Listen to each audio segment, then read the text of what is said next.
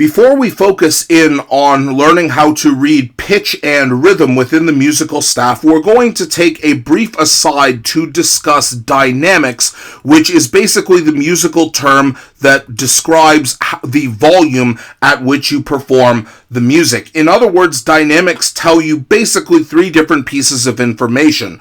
They can describe how softly you perform the music, or how strongly you perform the music, as well as how to change how soft or how strong you actually perform the music. Now, all three of these pieces of information can actually be found within this short 4-bar excerpt. So, for example, the symbols F and P correspond to perform strongly and perform softly, respectively, while these symbols here that look like elongated greater than and less than symbols actually indicate how the dynamic level is supposed to change. So what exactly do these symbols correspond to? Well, the P, which is the short form for piano, indicates that you are supposed to perform the music at a low volume or softly, whereas the F, which stands for forte, is the opposite of piano, that indicates that you're supposed to perform the music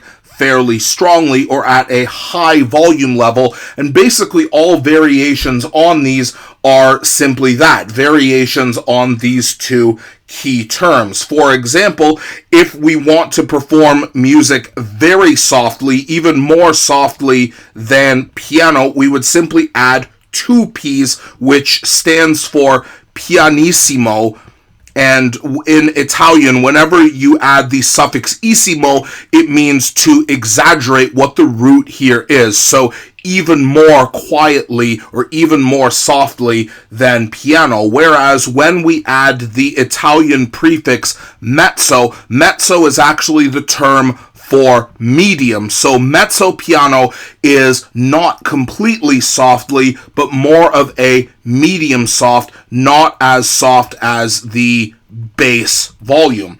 Now, these obviously have equivalents when using forte as the root. For example, if we don't want to perform music as strongly as you are able to, you can use the dynamic level mezzo forte, which basically means medium strong, or relatively confidently and at a relatively high volume, but not at the maximum possible volume.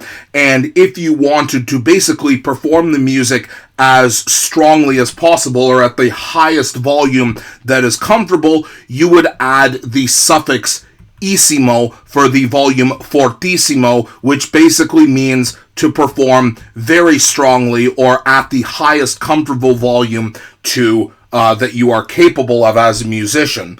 Now, when grouping dynamics together, it often helps to arrange them in a continuum where pianissimo is all the way at the bottom here because it is the softest dynamic volume that you have, and slightly stronger than that is piano, slightly stronger than that is mezzo piano, slightly stronger than that is mezzo forte. When we get up to a forte volume here, and basically the strongest that you can perform here at fortissimo, and this makes it easy to remember how each dynamic corresponds relative to each other.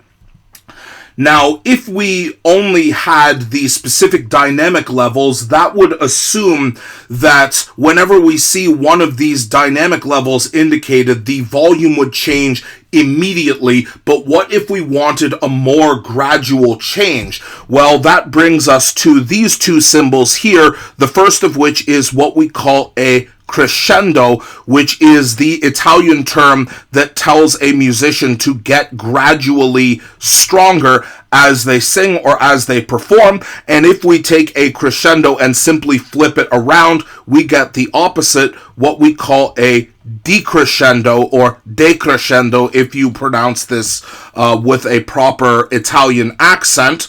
And a decrescendo simply tells us to get gradually softer instead. And the more familiar with music and dynamics you become, you will eventually encounter synonyms for each of these terms. For example, diminuendo, which literally means to diminish, is an analogous term to decrescendo. But what if we actually did want the dynamics to increase drastically? For example, if you wanted to communicate surprise or shock, maybe it is actually necessary to go from pianissimo to fortissimo without any gradual change, which is why we often see an S before a dynamic like this, which stands for the Italian word subito, that literally means suddenly. And because subito means suddenly, this indicates to change whatever your volume is immediately without any gradual buildup or dying away. And again, this is usually meant to communicate some sort of tension or extreme surprise.